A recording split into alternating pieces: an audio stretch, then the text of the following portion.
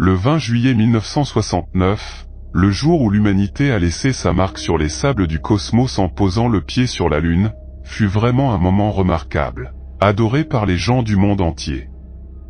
Et comme Neil Armstrong l'a dit, c'était un petit pas pour l'homme et un pas de géant pour l'humanité.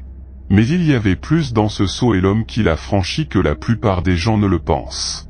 En fait, Neil Armstrong a gardé plusieurs secrets jusqu'à sa mort, et maintenant, 11 ans après son décès, sa famille l'a révélé. Il s'avère que cet homme était bien plus que ce que l'humanité savait.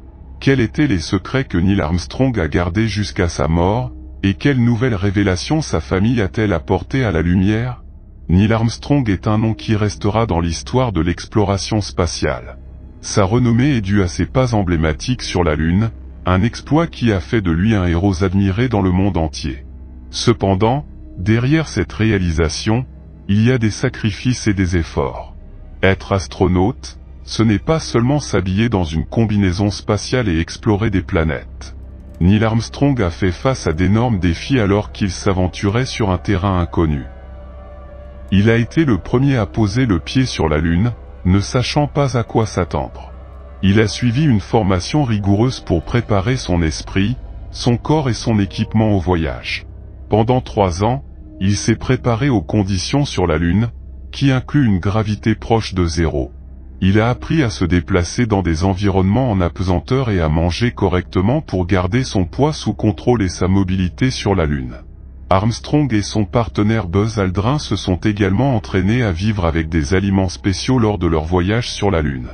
La préparation était cruciale pour le succès de la mission et pour assurer la sécurité des astronautes dans un environnement inconnu et potentiellement dangereux. Armstrong s'est entraîné intensivement pour la mission lunaire. En plus de contrôler son alimentation et de simuler des exercices, il a appris des techniques de survie dans divers environnements tels que les déserts et les jungles. Cela a renforcé leur endurance et leur capacité de survie en cas d'événements imprévus sur la Lune. Il s'est exercé à collecter des échantillons de roches et de sols vitaux pour la mission. Il a appris la photographie, la cartographie et l'analyse d'échantillons, et comment utiliser des instruments scientifiques. Il a effectué des tests dans des endroits comme le Grand Canyon et le Nevada. Le 20 juillet 1969, après les derniers préparatifs et un repas léger, Armstrong et Aldrin ont décollé pour la Lune dans le vaisseau spatial Apollo 11. Le voyage s'est déroulé sans encombre jusqu'au moment de l'atterrissage. Contrairement aux sondes à distance, Apollo 11 était un vaisseau spatial habité conçu pour le travail hors Terre. Lors de l'atterrissage lunaire, l'ordinateur a présenté une erreur, code 1202, suscitant l'inquiétude de la NASA. Les responsables de la NASA du contrôle de mission ont examiné les journaux pour comprendre le code d'erreur et donner des instructions aux pilotes.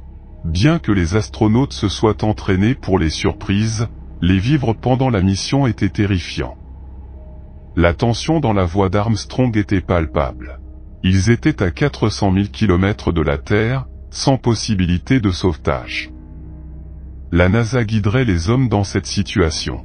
La communication et l'ordinateur ont échoué, aggravant l'urgence. La crise a commencé avec la séparation des modules. Apollo 11 comportait 3 parties, le module de commande, hébergement, le module de service, propulsion et ravitaillement, et le module lunaire, atterrissage, appelé The Eagle. Un troisième astronaute, Michael Collins, a piloté le module de commande pendant qu'Armstrong et Aldrin exploraient la Lune. Collins était en orbite autour de la Lune et les trois sont revenus sur Terre ensemble. Plus tôt, Armstrong et Aldrin ont relevé le défi d'atterrir le module lunaire. Aldrin a tenté d'ajuster les antennes pour améliorer la communication, en vain. Mission Control a également eu du mal à rétablir la connexion. Gene Kranz, directeur de vol, a dû prendre une décision difficile, annuler la mission ou continuer. Le code 1202 indiquait une surcharge dans le module. Ils ont choisi de continuer, car annuler était également dangereux. Sur la Lune, Armstrong et Aldrin ont atterri manuellement en raison de problèmes informatiques. L'emplacement d'atterrissage était incorrect en raison de la gravité lunaire et de la séparation du module de commande. Armstrong a trouvé un point d'atterrissage approprié après avoir fait face à un terrain accidenté. L'atterrissage a été brutal et différent de la simulation.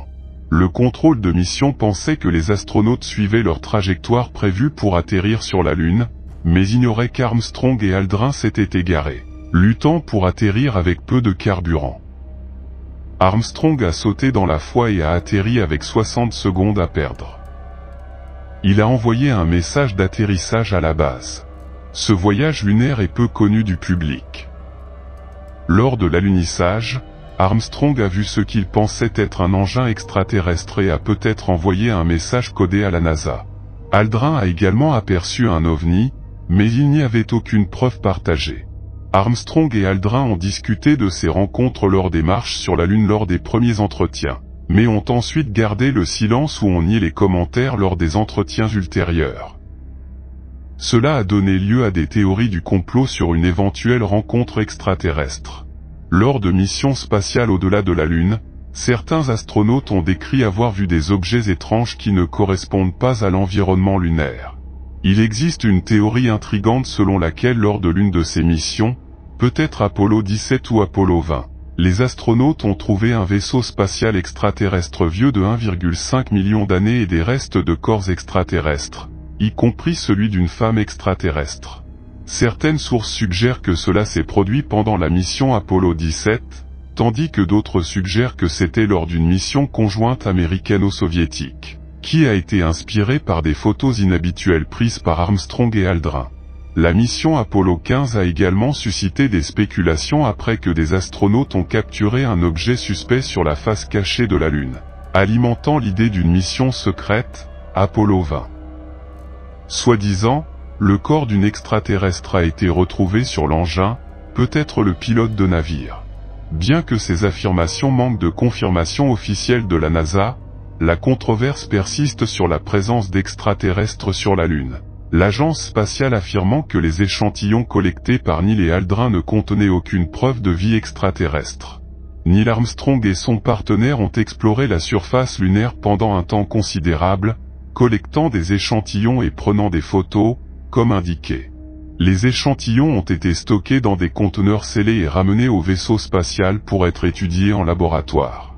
De plus, ils ont installé des appareils sur la Lune pour surveiller les vibrations, ce qui a révélé que la Lune est un corps actif. Ils ont apposé une plaque commémorant leur arrivée et leur souhait de paix sur la Lune. La mission d'exploration avait des limites de temps en raison de l'incertitude quant à la résistance des combinaisons spatiales aux conditions lunaires extrêmes. Malgré la collecte d'environ 50 livres d'échantillons de roches et le placement du drapeau des États-Unis sur la Lune, une controverse a éclaté quant à savoir s'il volait sans vent. La NASA a expliqué que les vibrations lunaires ont provoqué le mouvement. Bien que nous ne sachions pas si Armstrong a caché des informations sur les extraterrestres, un autre secret a été révélé après sa mort, lorsque sa femme a partagé une découverte personnelle. Carol Armstrong, l'épouse de Neil Armstrong, a fait une découverte inattendue après son décès. Elle a trouvé un sac de rangement caché dans son placard. Le sac blanc contenait divers articles liés au vaisseau spatial Apollo, notamment la ceinture ventrale d'Armstrong, des outils utilitaires, des clés d'urgence et sa caméra de données. Bien qu'il ait dit que c'était juste de la camelote qu'il voulait reprendre, Armstrong n'a jamais révélé ce secret à personne pendant plus de 40 ans. Certains se demandent s'il a caché plus de détails, comme sa mort en 2012, comme il l'a fait avec sa mission spatiale. Pendant ce temps, son partenaire Buzz Aldrin est toujours en vie.